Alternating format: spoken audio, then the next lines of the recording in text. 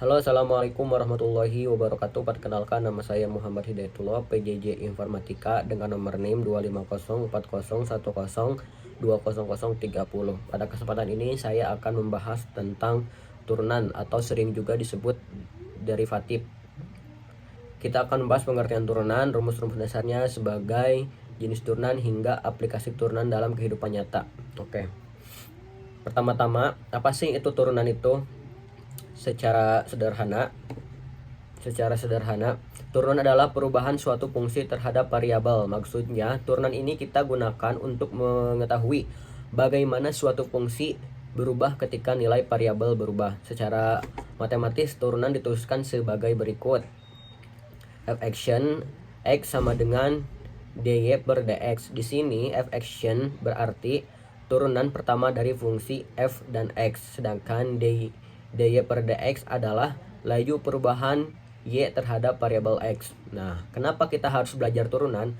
Ada 3 alasan utama. Pertama, untuk memahami konsep laju perubahan suatu fungsi. Kedua, untuk memahami berbagai aturan dasar turunan. Dan ketiga, turunan menjadi dasar untuk mempelajari materi kalkulus lanjutan. Jadi, kuasai materi ini dengan baik, begitu ya teman-teman. Kemudian, rumus dasar turunan. Sekarang kita masuk ke rumus dasar. Rumus dasar ini digunakan untuk mencari turunan dari fungsi berpangkat. Rumusnya adalah d per dx dari a kali pangkat x dari a kali pangkat n sama dengan a dikali n dikali x pangkat n minus 1. Nah, cara pakainya ada 2 langkah. Pertama, kita koefisien dengan pangkat kedua kurangi pangkatnya dengan 1. Contohnya, tentukan turunan dari f x sama dengan 5 kali 4 kali pangkat 4 dikurangi 1 sama dengan 20 x pangkat 3 gitu. Selanjutnya, turunan hasil kali. Aturan ini dipakai kalau ada 2 fungsi yang saling dikalikan.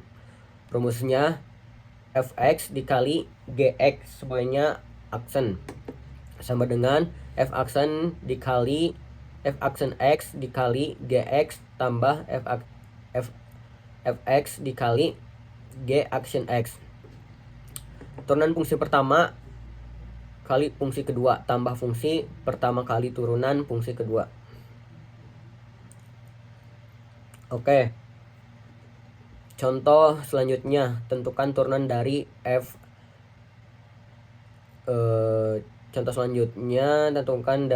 action sama dengan f action x sama dengan u action dikali v tambah u dikali v action sama dengan 2 dikali 3 kali tambah 1 ditambah x kuadrat dikali 3 sama dengan 6x kuadrat ditambah 2x ditambah 3x kuadrat. Sederhananya 6x kuadrat ditambah 3x kuadrat jadi 9x kuadrat. Maka f action x sama dengan 9x kuadrat ditambah 2x. Selanjutnya, turunan hasil bagi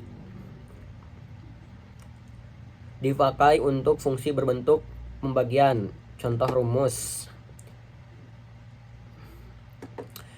fx per gx semuanya action sama dengan f action dikali f action x dikali gx dikurangi fx dikali g action x, semuanya dibagi gx kuadrat. Nah, cara agar mudah mengingatnya, turunan atas kali bawah dikurangi atas kali turunan bawah, semuanya dibagi bawah kuadrat.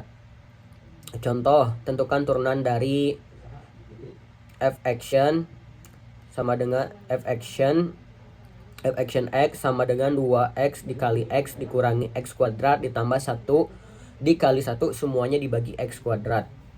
Maka f action x sama dengan x kuadrat dikurangi 1 per x kuadrat. Kemudian turunan fungsi trigonometri.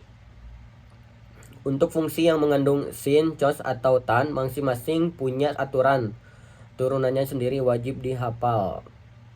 Gitu ya, kita emang harus menghafal dari sin, cos, atau tannya. D per dx dari sin x sama dengan cos x. Kemudian D per dx dari cos x sama dengan negatif sin x. Gitu. Jadi harus hati-hati, jangan lupa sampai tanda negatifnya ya. Kemudian D per dx dari tan x sama dengan secant x kuadrat. Langkahnya, identifikasi fungsi trigonometrinya, kemudian gunakan rumus yang sesuai, kemudian bentukan penjumlahannya atau pengurangan, turunkan masing-masing suku secara terpisah. Contoh, f action x sama dengan cos x ditambah 2x gitu ya. Kemudian turunan fungsi inverse. Fungsi inverse adalah fungsi kebalikan dari fungsi asal. Poin pentingnya, sebelum diturunkan kita harus mencari fungsi inverse-nya dulu, baru kemudian diturunkan. Langkahnya, tentukan fungsi inverse, kemudian sederhanakan jika perlu, lalu turunkan. Contoh, y sama dengan 2x ditambah 3. Nah, untuk mencari inverse-nya kita balik. Jadi x sama dengan 2y tambah 3. Gitu. Maka 2y sama dengan x dikurangi 3, sehingga hasilnya y dengan x dikurangi 3 per 2 gitu. Jadi fungsi inverse f inverse x sama dengan setengah dikali x dikurangi 3 gitu. Kemudian turunannya d per dx dari setengah dikali x dikurangi 3 sama dengan setengah dikali 1 gitu ya. Maka turunan fungsi inverse-nya sama dengan setengah atau 1/2. Kemudian turunan fungsi implisit. Nah, sekarang kita turunan fungsi implisit ini dipakai untuk persamaan yang variabel y-nya belum berdiri sendiri, alias masih bercampur dengan x. Contohnya, x tambah y sama dengan 5, atau x kuadrat ditambah 3y kuadrat sama dengan 18. Contoh turunan implisit dari x2 ditambah 3y kuadrat sama dengan 18 ya. 2x tambah 6y dikali dy per dx sama dengan 0. Kemudian pindahkan 2 kali ke ruas sebelahnya. Maka 6y dikali dy per dx sama dengan negatif 2x gitu. Kemudian bagi lagi ruasnya, dy per dx sama dengan negatif 2x per 6y. Jadi disederhanakan menjadi dy per dx sama dengan negatif x per 3y gitu. Kemudian turunan kedua dan orde tinggi. Jadi turunan kedua ini turunan dari turunan pertama. Jika turunan terus lebih dari 2 kali disebut turunan orde tinggi gitu. Notasinya, turunan pertama y action atau dy per dx. Kalau turunan kedua y action atau d kuadrat per dx kuadrat. Turunan ketiga y action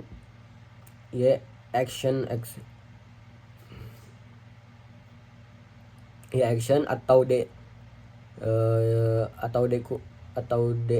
kuadrat per dx 3 kuadrat gitu. Turunan pertama y action dengan 4x pangkat 3. Contoh turunan kedua, y action sama dengan 12x pangkat 2 dikurangi 12x. Nah, kemudian contoh yang turunan ketiga, y action tambah y sama dengan 2x 24x dikurang 12. Nah, ingat prinsipnya, semakin tinggi orde turunannya, semakin banyak proses penurunan yang dilakukan terhadap hasil sebelumnya.